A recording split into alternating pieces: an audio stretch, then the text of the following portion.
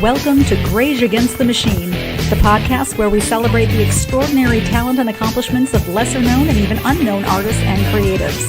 I'm Lisa Catara alongside Justin Harvey, and each week we'll explore the minds and stories of the journeymen and women behind your favorite films, shows, ads, music, and more. Those who craft magic without the red carpet spotlight or public eye, because everyone has a unique story to tell, and sometimes the most inspiring voices are the ones you haven't heard yet. Welcome. Hi, Justin. How's it going? Oh, it's going great. Welcome to episode 7 of Greige Against the Machine. I am way less bah humbug today than I was last time. Well, what's the good news? What's going on?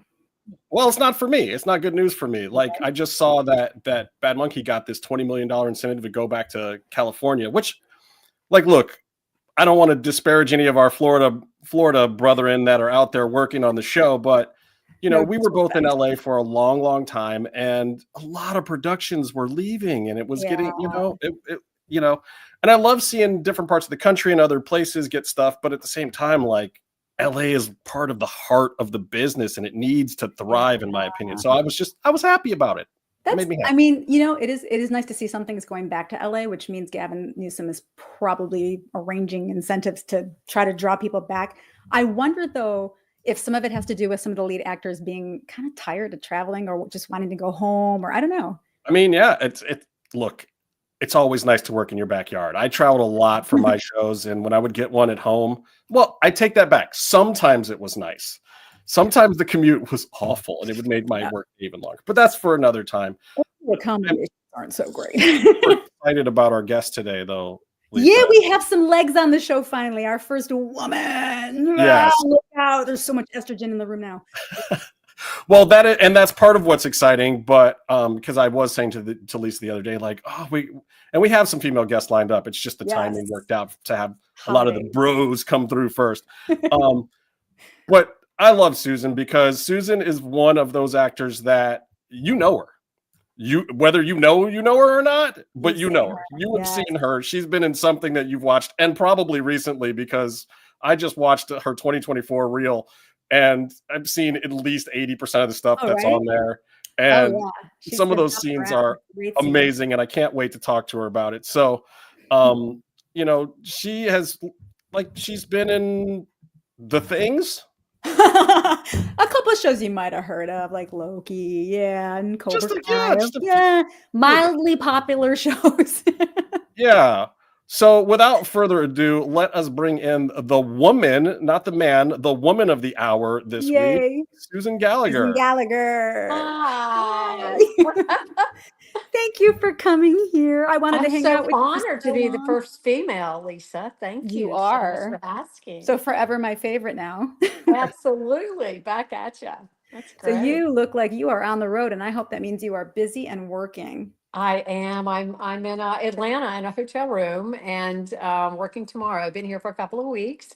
Nice. And we wrap tomorrow on a movie that's been just a fantastic experience. And it's, you know, I love to work anytime, but it was just a special blessing to get this job right before the holidays and to kind of close out the year, you know, on a high. And and lucky them. Hello. Thanks. Very, very smart Very decision lucky them. casting. And a lot of people don't realize how difficult this time of the year can be in the industry because production does slow down. A lot of us don't work in that Thanksgiving to February gap when the producers come back and start greenlighting things again. Like there is definitely a little void there. So any work at this time of year is super positive thing.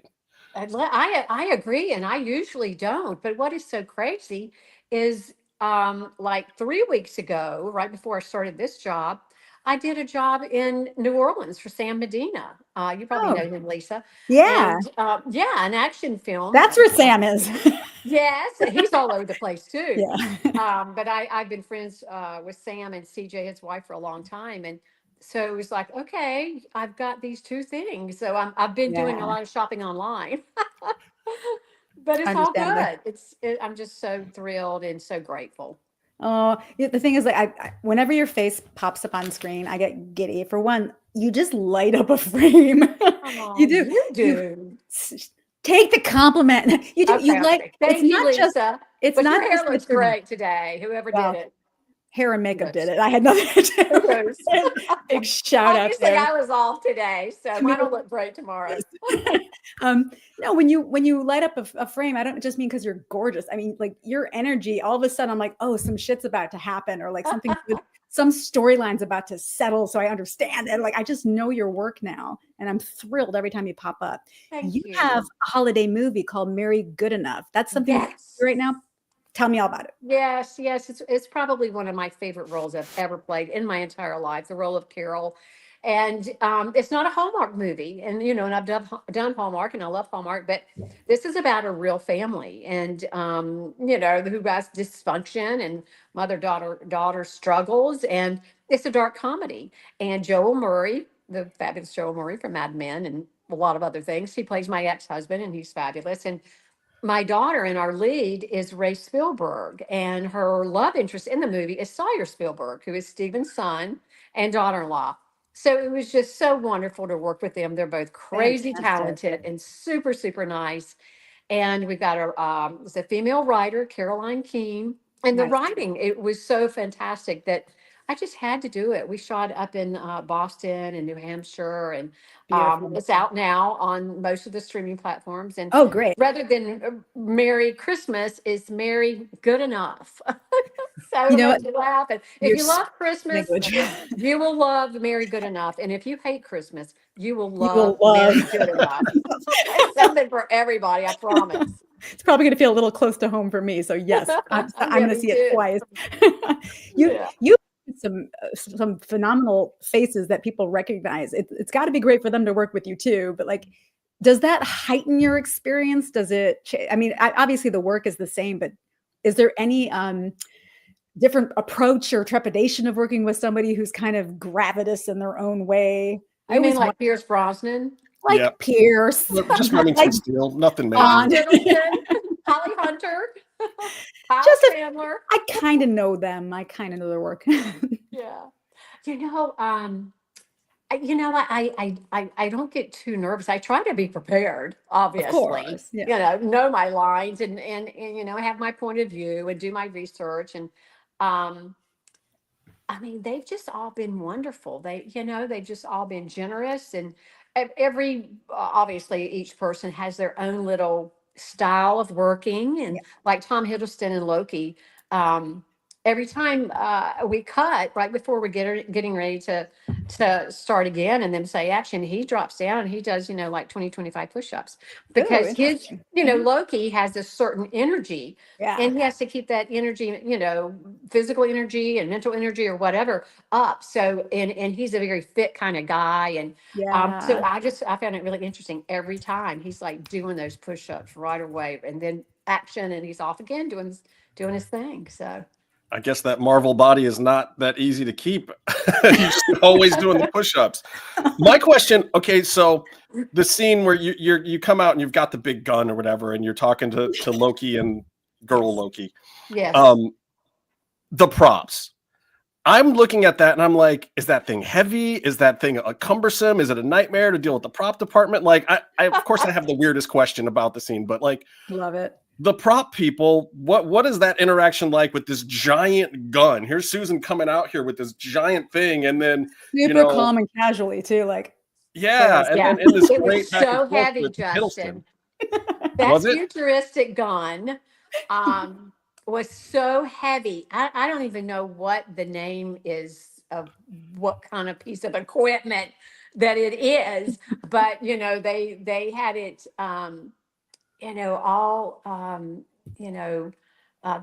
art department and the prop department had done a fantastic job just for my house, the Lamentian homesteader's house, who, by the way, was the last person alive on the planet Lamentis. So she is a badass warrior. Right. Her husband's already dead. She outlived her husband. But anyway, was one of those old Airstreams, those silver Airstreams. So cool. Yeah, and they just distressed it just like they did with this futuristic gun. But yes, it was very heavy. And as a matter of fact, when we're shooting the scene, I have a kickback when I like shoot blast them, and it was not easy to do. But by golly, I was going to do it, and I wasn't going to complain about it because I was so in Thank awe you. to be, on a Marvel set. It was like Yeah. nothing. It doesn't come close to anything I've ever done, Yeah, ever. it's probably high notch. Like everything is high caliber, fast. They do not mess Yes. around. And everybody is at the top of their game, no matter Yeah. what department it is. That's And they like have, the closest thing to corporate Hollywood that I can fathom is I guess, yeah. those sets. You're like, wow, so many departments, so many people, so many Yeah. things. Well, I it's was really important. grateful for that. It's important to me too, because as a fan of those products, Mm. it's a stretch in believability at all times. So if every piece there isn't to that level, Mm. you're going to take the audience out of it. Like, I love my Yeah. B movies and stuff too. I really do. But at the same time, like, the suspension of disbelief is much harder than when you're watching a Marvel show. Like with the Marvel show, it's like, I think you're on some other planet. I think you Right. are Yeah. this badass woman in the But the trailer. audience has already made the agreement, like we want to suspend disbelief. We want to be in Correct. this magical world. Yes, And yes. and that scene, you look super duper tough. You were like the Linda Hamilton after the apocalypse of robots kind of moment. Yeah. That's what I want to hear. I like that. Thank you. So my question for you Yeah. is you book, you work, like, and people will be hard pressed to have not seen you in something recently. So We're how do you, unrecognizable, yeah, You how gotta do you say, get that throw way that in though? there. How do you get that way where you are so bookable, but also you're not typecast at all? I mean, these roles are No, not at all. completely different. Yeah. How did you get to this sweet spot in your career where you can book all these different projects, be that reliable person that can be in the scene with the top A-list people out there, and not be stuck in the same parts over and over again like most people in the business? I was very intentional with that because I knew I wanted to be more of a character actress. I've always known that, but for so long, I was in this little tiny box that Hollywood puts you in, Mm. and it took a lot of work. And I did a lot of short films where I had the opportunity to play the lead as the drug addict or the alcoholic or Nice. the crazy mom who's evil. I would do these short films or these really low budget indie films if they had decent writing and the role spoke to me. So when I saw Cobra Kai, homeless Lynn, the homeless woman, Sign me on up. Actors Access, I submitted myself because I knew that none of my agents would ever submit me for a Oh homeless my woman. gosh, that's amazing. Yes, I submitted Yes. myself. Okay, actors who are watching this, please take note that Susan self-submitted on Actors Access because she felt so passionate that she could book it, and she booked it recurring. So there But you when go. I went, they asked for a tape because what I did, I immediately went to see who the casting director was because I Right. saw it shot in Atlanta, and I didn't know him, Yeah. and he didn't know me because Yeah. usually if the casting director knew me, they'd be like, "Oh, the suit, yeah, forget that." Right. Yeah. Next, but he didn't know me, and I thought, "Well, I've got a shot." And it was such a long shot. I didn't even tell AMT Jason Lockhart, my agent, because it was such a long shot. Because of course, if I booked something, I'm obviously going to give them credit because Yeah. Atlanta is their territory. So they called me out of the blue and said, I don't know if we've made a mistake, but you have a callback for Cobra Kai for Lynn, the homeless woman. I was like, oh my God, I can't believe it. I didn't even tell you guys because it was such a long shot. So it was just one of those things. But I knew that I had to go in character to meet the Yes. big three, and I did. I went in character. And when I parked outside in the parking lot of the casting director's office, I had to summon the security guard and I said, okay, you look at the way I am dressed. So when I come back out, you let me in my car because I have a callback, because I could have been arrested. And he Right? said, yeah, you look great. You look great. And it was just so much fun. Oh, you went there. I was dying when I was watching your reel earlier too, with the "I want meth in a burrito" line. I told Lisa best. immediately. I was like, "That's the best." I love it. It's But you it's know That what? should be on a Her t-shirt. Yeah, there are a lot of homeless Lynn t-shirts, but the thing about Lynn, I mean, she's filthy from head to toe. They paint my body, my face, my neck, my décolleté, my hands. They like to even show my feet some of the time and my legs with dirt makeup. And then they back brush my hair, kind of like dreads.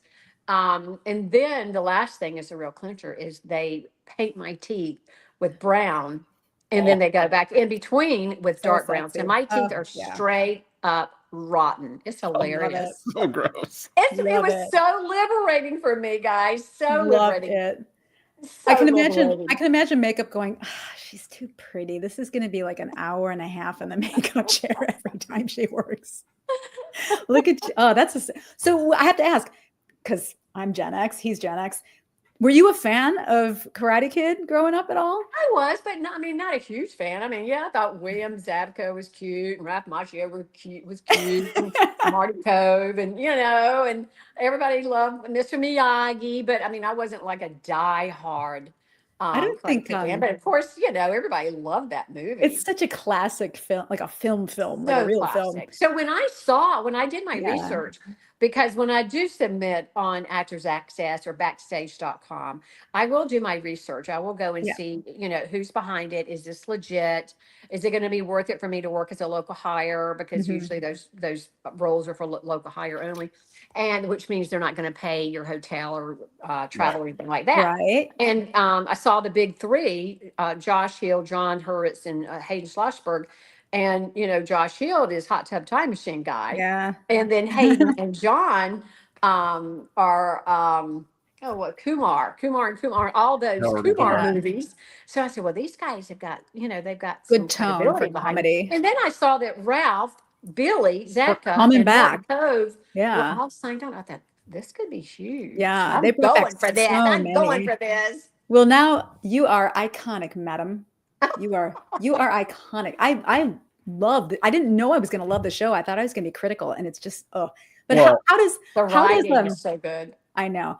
Yeah. How does the daughter of a jazz musician from North Carolina wind up in Hollywood?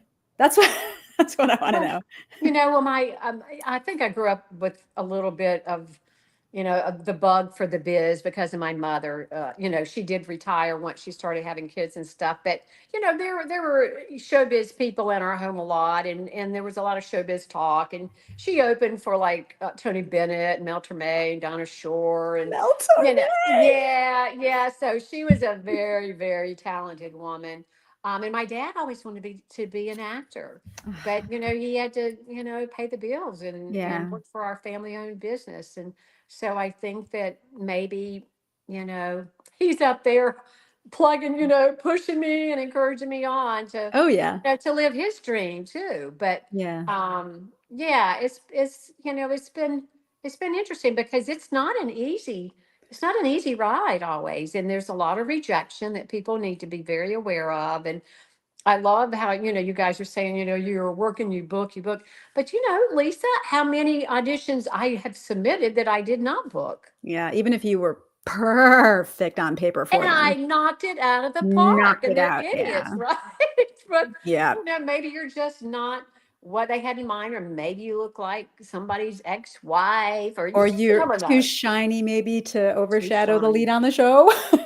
I've heard that a million times. Thank you very much. Yes, So that's I why, know.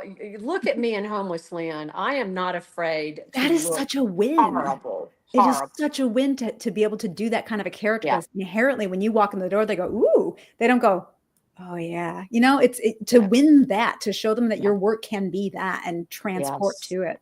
Yeah. Oh, I've and got did you? friends in the business that are, have looked at me with all the sincerity in their heart, and they're like, Susan, how can you allow yourself to look like that on camera? All over the It's world. fun. And I was like, well, do you just want to be beautiful and sexy all No. the time? And they're Oh like, my yeah. God. I was like, There well, you know was what? If you want to keep doing this for a long time, then you Yeah. better be more than a pretty face. have some tools. There was that moment that it was Brad Pitt was saying that he spent a lot of his years trying to get out of the center of frame. And I finally was like, well, it's a man saying it, but fuck yes. I mean, how many beautiful women who have talent, who can do these roles, can't get out of the middle of frame? And that's why they can't book, because they're perceived as instantly beautiful Right. and not heard and like seen Yeah. instead of just looked at. Yeah. That was my career for a long time, that brought unwanted attention and made it hard to like grab opportunity. Yes. And did you, I'm sure you experienced some of that in your career. Absolutely. Of course. Tell us Yeah. about being a woman in Hollywood. Well, I've heard people say, "Oh, it's all about the young and the beautiful." Not anymore. What I did with LA is after I had booked, it was kind of my first break back in the 90s. It was I was picked by Aaron Spelling, the late great Aaron Spelling, to play the potential love interest to Gregory Harrison, if you remember him. Oh, yeah. Is wonderful. And Rue McClanahan, Mickey Rooney was in it. Some Wow. wonderful people were in this series called Safe Harbor, which is on the WB. Aaron Spelling. Wow. Yeah, it was written and created by Brenda Hampton, who did Seventh Heaven. Mm-hmm. And so anyway, we did one season of that, and I learned a whole lot, and some doors opened up. And so the kids and I, my two kids and I, started going to LA every pilot season for 3 or 4 months. And my dear husband, God bless him, would commute every couple of weeks to Wow. LA. And we lived at the Oakwood Apartments. My kids went to the Studio Hey, the Academy. Oakwood. Yeah. And we just had a blast. Both my kids did the business, and Yes. yeah, we just, you hear a lot of horror stories about kids in the business and stuff. Sure. But if you have a stable parent that's not, is not relying on the kid to pay This the guy too. rent. He picks out his I have two kids that have both they've both done the deal a little bit, and they're the real Karate Kids. They got their black belts at Don Barnes Karate Kids in Encino and Tarzana. So they're the real life version of the Karate Kids, which I always find it funny in the Cobra Kai show, because when they do the cutaways, it's all my old neighborhood in LA, even though they're shooting it in Atlanta. Mm-hmm. Yes. But it's like the billboards from where my kids used to do their karate and stuff. Oh, that's a great story. And, I'm actually a black belt myself. Even though it's been a while, give me 3 months to get in shape and I'll kick your butt, right? But tell your kids that's fantastic. I hope they like the show. No, it's and people don't like. We were lucky that we didn't have to show up for pilot season. Like, we were there, and they would mostly book commercials and stuff, but they booked a lot. And my daughter did a used to be the bread and butter, right? That was mine. Yeah. Boy, is that since after 2007, 2008, when they started pulling in Oscar award-winning actors to do commercials, and then it just kind of went from there. Right. And now in the Southeast, they've gone non-union. Non-union. That's how people like me would subsidize their income year round to be able to do theatrical stuff. You'd book a Disney National or Universal Studios, Busch Gardens, all of those for my friends and I. And most of those are all non-union now. Oh, it's so frustrating. Things have changed so much. So you said 1990 was when you started? No, 1990 is when I booked Safe Harbor. When did you Gregory Harrison? When did you begin acting for TV? Well, probably the very early 1990s, because my son was born in 1990. And I needed a creative outlet, but I didn't want to do anything full time because the kids were my priority. Yeah. And that's why my resume is kind of, spotty here and there, is that I did put them first. And I don't regret that at all. Good. So, and I kept taking classes and just learning and growing. And so it's just been in the last, few years that I've really been trying to raise my game and get really serious about it. And start producing, obviously. I produced great. Oh my God, great. Please direct, write, produce. More women out there with voices is never a bad thing. It's a wonderful thing. And right now the television movie that I'm on right now has a wonderful female director. I'm seeing every time I show up on a set now, I'm like, wow, another woman director. Yes, I'm like, this it's wild. Like, I'm not saying they should take over the whole industry. I'm just saying, like, it's nice to have just to watch the difference of how they micromanage things and like, the energy is different. Yeah, the energy is different. Even though we love our guys, but I love our guys. Yes, get a guy AD. It's great to have a little girl power here and there. Girl power here. Yeah. Well, don't worry, we'll take off and go to our own planet and take everybody with us. Yes. Eventually. I know that you are serious about training because you've referenced it a bit. And I noticed in your biographies and your interviews, you mentioned training and how basically that is the foundation for being able to do the things that we do. Oh. What is some like more memorable training or things that you might say are necessary? Well, you know, for me, I guess it was probably about 10, 12 years ago, I met an acting teacher, acting coach in New York named Zena Jasper. She's, you know, in the book, you know, the top, you know, best Yeah. acting teachers in New York City. And well, actually, I was in an acting class at a very popular place in New York. And there was this one guy who was so unbelievably just believable. He was just so believable and so much better than any of the rest of us. And I was like, what are you doing? And how did you learn how to do that? I mean, he just pulled you in and you just watched every little thing he Love did. that.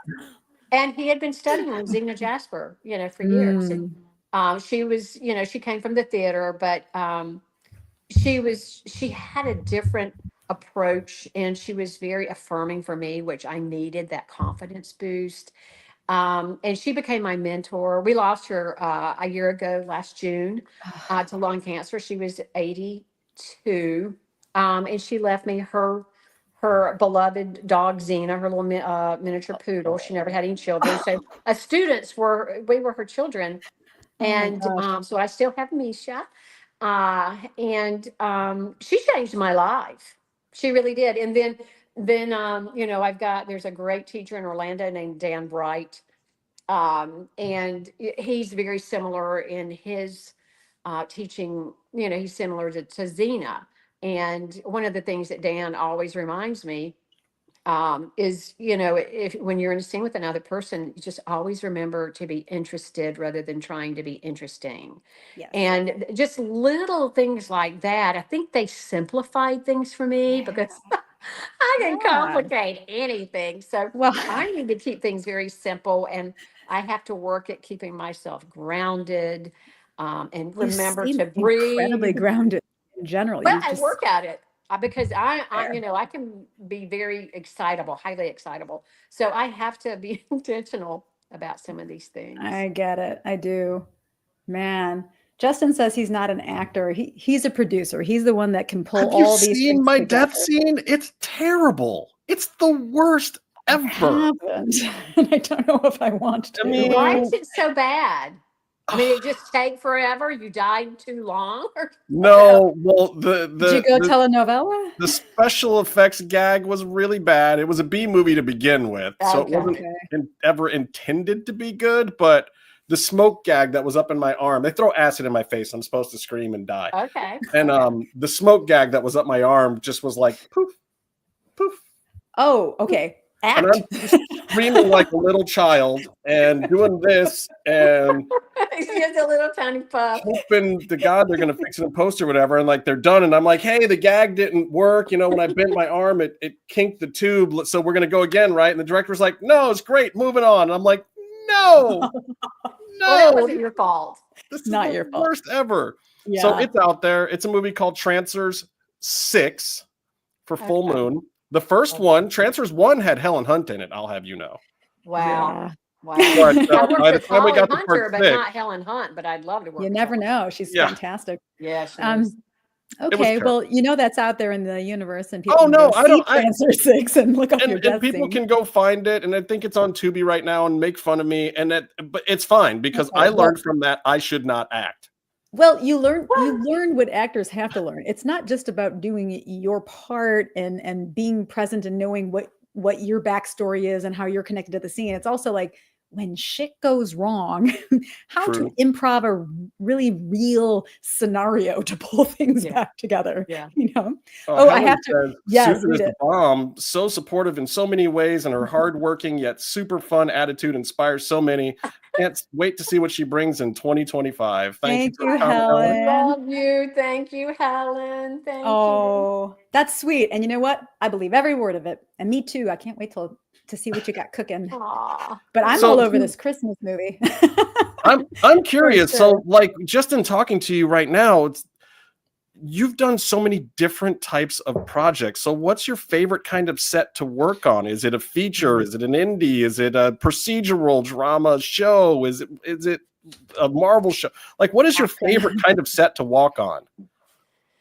Probably the indie world, is where I have done most of my work, and I'm a independent filmmaker myself, and I just I love to be able to collaborate have the time to collaborate, and it's just a different vibe. But I just like to work, and if the writing is good, then it doesn't really matter to me if it's a big budget or a small budget or a television series or what. I'm just grateful for the work because it's that creative outlet that I'm after. And I'm really more interested in the writing.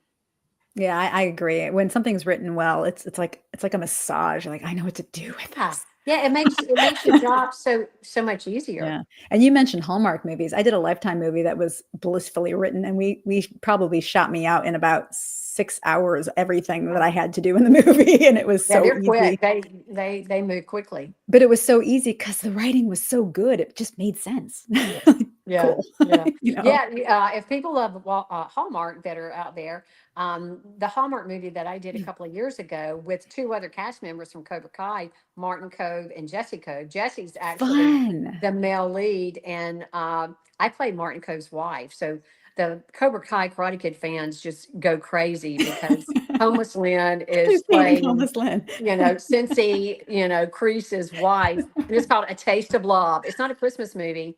It's more about cooking, and it stars Erin Cahill as Jesse's love interest, but it's really well done. It's called A Taste of Love. So people can check that out too. And I have another Christmas movie that's been out for a while called The Christmas Contract. Ooh. And I don't know if you know Richie Montgomery. A lot of people know him. He's my husband, and I just adore him. And it stars Cheryl Ladd. I play her sidekick, and Hillary Burton from One Tree Hill, who's Jeffrey Dean Morgan's wife. So Bruce Boxleitner's in it, and so that's the Christmas Contract. We So shot a character in role? Louisiana. Yeah, but then of course, Married Good Enough is my newest one. Yes, I'm all over it. I swear. I'm going to watch it 3 times so you get that fat nickel off of that. Thank you. There are some places where you can watch it for free, but no, never. Listen, I don't care how poor I ever get after this strike and after this pandemic. When my friends show up in stuff, I watch it. I pay for it. I watch it. I patron it. So generous of you and so supportive. So because we need that. You talk about we talk about community on everybody, hadn't it? Oh, it's heartbreaking. I don't think the public knows just how damaging this last strike was. And this is the entire reason why I wanted to do Greige Against the Machine, to tell the stories of the journeyman performers in the arts, because the public thinks that we're all A-listers with mansion money, and we're entitled. And I'm like, you don't understand. We're laborers. It was brutal during the pandemic too. There was all this backlash against the A-listers having an opinion and whatnot. And it was like, hey, don't start just throwing this term around that Hollywood is this, that, and the other thing. That's literally 2% of us. And it was 2% of the 2% that even had anything. We are Hollywood. You're looking at the industry, guys. Yeah. Gotta have us, but I'm an open a lot book of people too. were not able to sustain themselves during the strike. Agents and managers, and so I'm grateful to be standing and glad to see you guys doing this. I think it's great that you're getting outside of your little comfort zone and doing something that is new. So I think that's fantastic. It's inspiring. Well, we wanted to find a way to help tell our story so we can kind of lift that platform of independent filmmaking and independent projects. So we want to pull that power a little bit away from the AMPTP, because I think that the audience genuinely loves the stuff that we make independently. I think they want those stories. They want those new voices.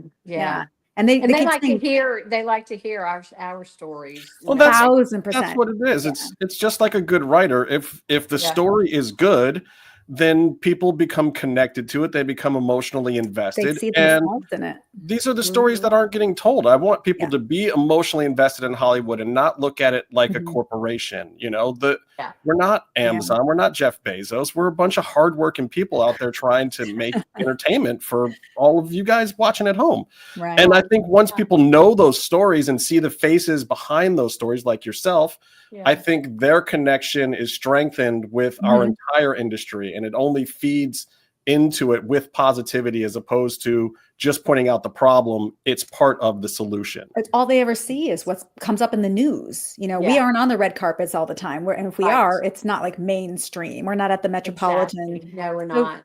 We're not them. And in fact, it's practically a different industry. Yeah.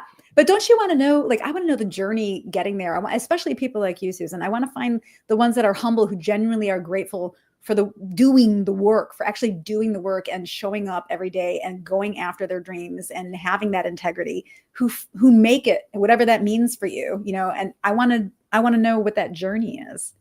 Well, I mean, I think the journey is continuing because I mean, I don't feel like I've made it. You know, I'm grateful for the work that I've had, and I continue.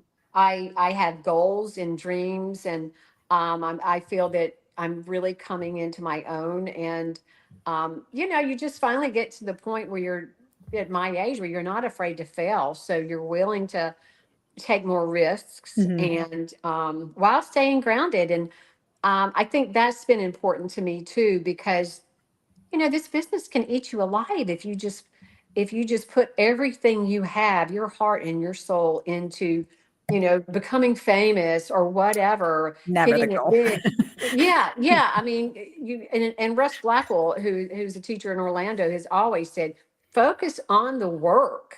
If you're focused on the end result or the money or the fame or any of that, always be chasing it. you're going to always chase it, and you'll drive yourself crazy, and you're not going to be a happy person. So I want to be a happy person, and I want to be, you know, a good mom, and you know, good to my family and my husband, and a good friend, and a good employee, a good producer. You know, I just try to grow and be self-reflective. And you know, because if you're not introspective, then, you know, if you don't, you know, then you're not going to have growth. And I don't know, I think it makes me a better actor when I can process my own crap and try to I think it makes you a better improve a little person. bit, you know, for the better. What's the story behind Her Little Red Productions, your company? Yeah, back in 2014, I was at the point where I was just tired of waiting for the phone to ring, and I felt like I had no control over my career and my career path. And I was not getting the calls that I had before. I wasn't, you know, I didn't have the look to play the grandmother, but I was too old to play like the young mom. So I was kind of in this no man's land. And you know, people were like, well, you know, in a few years you can play the grandmother. And I was like, no, I'm not doing that. And some of my friends had started doing their own productions, you know, whether in a short film using their phone or whatever. And I was like, well, you know, they don't have a degree or whatever from Tisch. And if they can do it, I mean, I can at least try. And like I said earlier, I got to the point where I wasn't afraid to fail. And some of my friends were on board with me, and we just, you know, we just started very on a small scale, you know, producing and shooting, writing, direct, or whatever, short films. And, you know, I met a lot of great people, and I think that's how we find our people. And, you know, I just wrapped, I'm in post-production actually on my largest budget ever for a movie. So prayers that, you know, you'll be seeing that before long. We'll promote the crap out of it, I promise you. Thank you, Lisa. So, you know, I just, I like having a little bit of control over my future instead of always depending on somebody else to book me, or, you know, you cannot depend on somebody else to give you a career. I mean, you know, I'm a very proactive, determined kind of person, and I don't hustle like I used to. I used to just like be hustle, hustle, hustle, hustle. I'm going to do it. I'm going to do it. Just so determined. But now as I've gotten older, I'm starting to be more relaxed and confident and open to receive rather than pushing Wow. so much. So that's kind of, we'll I see just what happens, but that's kind of where I am right I just now. had an epiphany. I remember when And I first got to Hollywood in 2005, I had like 4 changes of clothing for 5 auditions on the day, running around with my head cut off, just going boom, boom, boom. I'm just nuts. yeah, Things have yes, changed since then. yes. But But see, well, change is good, but it's yeah, hard. yeah, Change it's is scary, but hard. change is good for us. Yeah, I don't mind being uncomfortable. I mind being forced out of my home. So I have to keep writing and creating and Yeah, doing things. yes. Ironically, I found out that one of my guests on the show recently was directing one of my best friend's projects Oh, how in cool. LA. And she posted, and I was like, that's my friend. And that's my Such friend. a small world, I'm Lisa. so glad though, because I have this network of directors and producers and Yeah, writers and actors and like stunt people. And we have our right. own production, Susan. Yes, We have yes. it. We have it. We have it. I'm I'm just ready. saying. Yeah. So Susan, you're based in the South, right? You're not in LA? I am. I mean, I lived in New York. I would rent an apartment up there the past several years, and then when Xena died a year ago, June, I just couldn't be there as much. I have been back twice since she died, and I'll be back in New York. But New York is such a short commute. Mhm. Delta's up and back, and Right. decent flights and stuff. So. Um, I I'm mostly in the southeast. I was in LA last month, so I still go to LA whenever I need to. But I'll be more on the East Coast from New So, York to Florida. and is there, having kind of stuck your toe into these different waters, do you find it easier to book in certain places, or the marketplace for your skill set? Do you find it easier on the East Coast, the West Coast, the South? I'm just curious. I would say, probably the South, because I am Southern but I have booked a lot in New York because I used to self-submit on backstage.com a lot. Mhm. I have a great manager now, and she's like, you don't need to be doing too much self-submitting, Susan. I've got you. And I'm like, okay. You have Um, a brand. so I'm finally at that point. We'll see. But just like the Mary Good Enough, this is Mm. the crazy story. How I got that job was I received this random email from this guy named Dan Kennedy. He said, Susan, you probably don't remember me, but I met you in 2017 at Ripley Greer Studios in New York City at a callback that you came in for a movie that I was doing. We did not go with you, which we still regret. But I have a new project, and I think Never you too would late. be, yeah, I think you would love a part. And it was the part of Carol. And I thought, Ugh, wow, I mean, I didn't even know he still had my email, yeah. right? And I did not remember him. I do remember the particular callback. It was for a tough broad, but anyway, um, I said, send me the script. And he sent me the script, and it was just out of this world. Just, I'm still obsessed with the script and this character in Mary Good Enough. And it just was meant to be. Yeah. Yeah.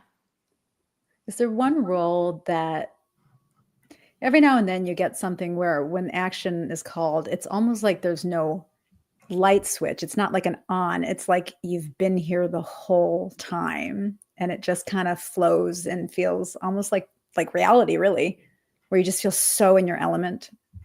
Well, I mean, I do feel that way about the role of Carol in Mary Good Enough. It's so special to my heart.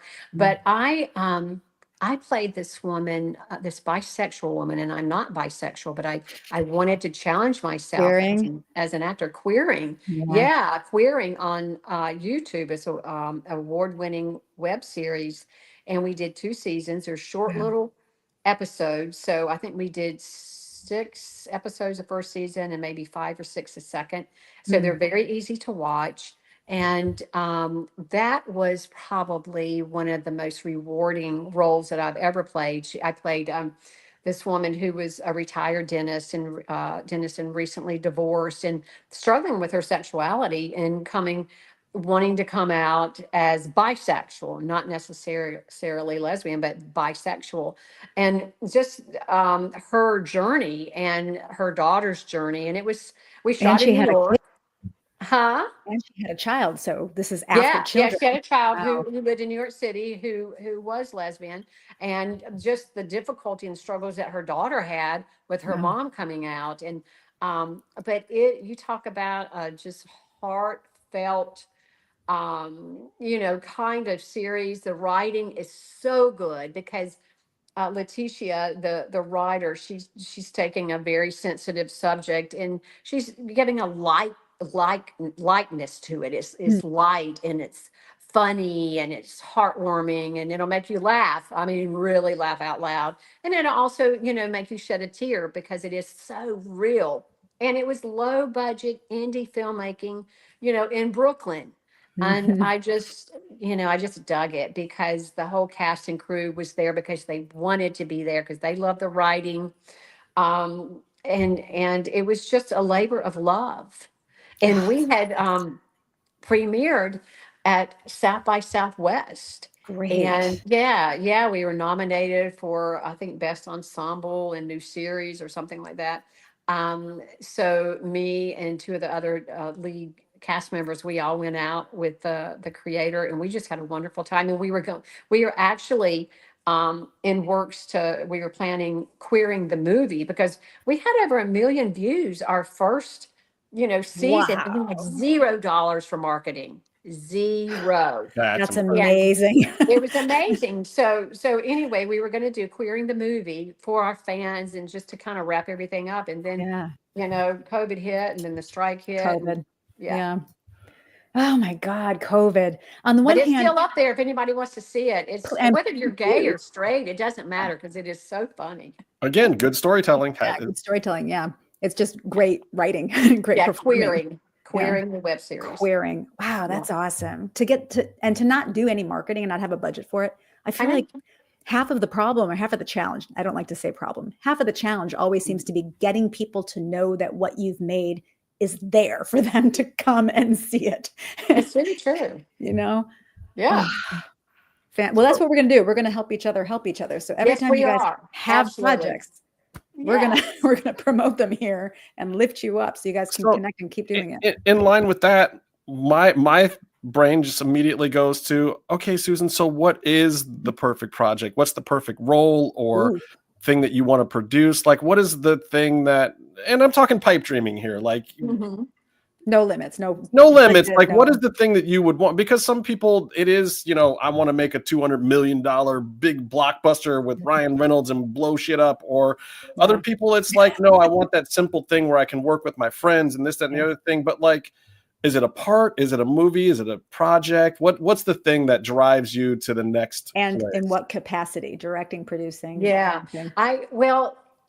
Acting, I think, is my first passion. By far. Acting. I like you acting. But I love to bring my friends on board.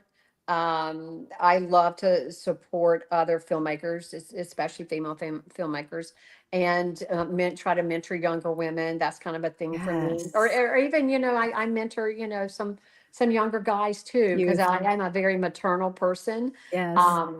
But I love crazy. I love the crazy lady. I love the outrageous. The more outrageous, the better. Okay. I hate to say it, Susan, but you're really good at it. You're really good at it. really good at it. I know Zena used to say, Susan Gallagher, you play crazy better than anybody I've ever met. You really do. But I have known crazy people in my life, and I've been many times. So. Well, as a beautiful woman, I'm sure you've attracted a few crazy people you can study. Like, oh, what is a new boy I can learn from? Yeah, I like to observe people for sure, but gosh. I think it goes back to me as a producer is finding the writing and what speaks to me. And, I really just like to work. Yeah, I hear you. So I don't have like this set film. I mean, like right now, I'm in pre-production I'm in post-production of my biggest budget movie, and I'm in pre-production of a horror film. And don't judge, but No, because not at I all. always said, "Oh, I'm never going to do a horror film. I'm not going to be that person." And and I've won some really good awards for documentaries that I've produced and some short films, and I've never made any money at any of them. So I'm trying to be a better business person and The balance. invest the money better and try to get a return on it. And horror films apparently are easier to sell than a lot of other type of films. So I'm going to try it. And I'm collaborating with filmmaker Lou Simon, who is a female filmmaker, and Larry Layfield is producing with us, and Eugenie Bondurant, if you know her, she's like fabulous. She was in Hunger Games and Conjuring and everything. She's going to co-star with me, and yeah, we're going to shoot that in May. I'm excited to see what you come up with to kind of flip that a bit, like the newness of the horror. I'm always fascinated at how people approach it. Yeah, it's really out of my comfort zone to do that, but even more. I'm doing it. I'm just we'll see. That's the exciting part, though, and this is why I think the horror genre in general has been so important to entertainment overall, is because the budget's never good. And yet expectations are really low. Yeah, but some of these are things that have driven the business for decades. It's like a horror movie comes along, finds a way to do something on a shoestring, make it work, get the reaction from the audience, and then the next thing you know, that is how they're doing it in the $200 million movie. That becomes the industry standard. They do. Yeah. It's amazing. I mean, horror movies kind of drive, especially a lot of technical stuff and low light shot making, special effects, practical special effects, I should say. Yeah. The horror industry has driven those things for a long time, and it sucks for me because I get so scared watching scary movies. See, I can't watch them. I can't. Well, I don't want to be scared. I get scared, and I don't tell by myself. I'm always looking behind my element of surprise. But for me, I have synesthesia, and I'm learning that some of my synesthesia is certain visuals, I feel them too. Does that make sense? And some things make me nauseous, so I just can't watch. I just get too scared, but I mean, we're going to have fun. And Lou Simon has done a lot of horror films. She is very well known in that genre. Fantastic. And she brought on Larry Layfield, who is very familiar with whole horror thing. And I mean, those fans are loyal. Oh my gosh, yeah. Very much so. There's a huge fan base for that kind of film. So we'll see. I'm going to make you an A-list independent film producer actor. Okay. If it's now a thing. It's now a thing. Lisa, do it. No, I'm serious. Because I want people to fall in love the way we fall in love with film. We're cinephiles. We're in this life because we love the process and we love the stories. So I want people to fall in love with our work too. And I just like the way that Susan says horror, because the southern accent, horror of it. My mother's a Birmingham girl, so she has a little bit of it too. But the way that you say horror is magnifique. Honey, darling, my mama was from Anniston, Oxford, Alabama. So oh my gosh. She had a radio show as a child because she played the piano and the organ and she sang and everything when she was in elementary school in Birmingham, Alabama. She was like a little child star. That's amazing. Oh my gosh. I talk a lot faster than she did, if you can believe that. So the hardest thing for me coming after 13 years in New York to LA was slowing the fuck down. Yes. When I get around New Yorkers, I'm like, was I that way? Yeah. And walking. I mean, I didn't change. Even though I talk like a Southerner. I can correct my accent though, but I'm too lazy to do it for a podcast, right? Why would you want to? I love it. I walk fast. I am determined. I know where I'm going. Nobody's going to mess with me. That kind of thing. A woman after my own heart. Yes. way. Figure out where you're going, then leave the house. Yes. Look, there's a lot of things I love about Los Angeles, but the thing that Los Angeles does not have that it seriously needs is sarcasm. And I know in the South has its own brand of sarcasm, and New York is sarcasm. It just Justin. Yeah. But LA has no sarcasm. No, they don't. They don't. I don't Not know. a lot of, not a big sense of humor kind of place. No, everyone is like, are you serious? Or Well, they messed like, up. They let me go, and like that's my whole mode. Well, you know what? It's a one industry town. Yeah, it There's really no is. diversity. I mean, yeah, Whereas LA New is. York, you've got a little of this, a little of that, and a little of everything. Oh, everything in New York. But LA's got great weather. LA's got great weather and great food too. Just different, Great more like restaurants. food. Yes. Yeah, well, Charleston Susan. is actually my favorite food city. So, New Orleans is pretty good for me. Justin would know. He's a food guy. So yeah, I've done a lot of food shows and whatnot. But Susan, thank you so much for joining us today. This has been wonderful. You are a godsend, and just your presence, our first lady. Yes, you were not only the right choice, you were the only choice, and we're so happy that you actually chose to come and hang out with us for a little bit and tell some of your story. Give us a few while we say hello and thank you and goodbye to everybody who chimed in tonight. Thank you so much for supporting our friends that come on the show. These are all entertainers from all aspects of arts and entertainment who maybe are not instantly known, not famous, but their stories are so worth telling. And I'm glad you guys chimed in. Thank you guys so much. I got to send a shout out to I got to send a quick shout out to Alejandro Fenice, who you would love, Lisa. He is Italian and Cuban. He's a director of photography. Hey, I once saw this man talking about 200 yards away from me on a show where I was the showrunner. And he was doing this with the camera crew and emoting and doing things, but also in a very Cuban, dramatic way. And I literally understood everything he told the other two camera guys without hearing a word of it. You've got to meet Alejandro one of these days. It's going to happen now that you've given him a shout out. Happy if you're out there. Yeah. And thank you so much, Susan. Thank you, Susan. Greige Against the Machine. We'll see you guys soon with another episode. Mwah. Take care.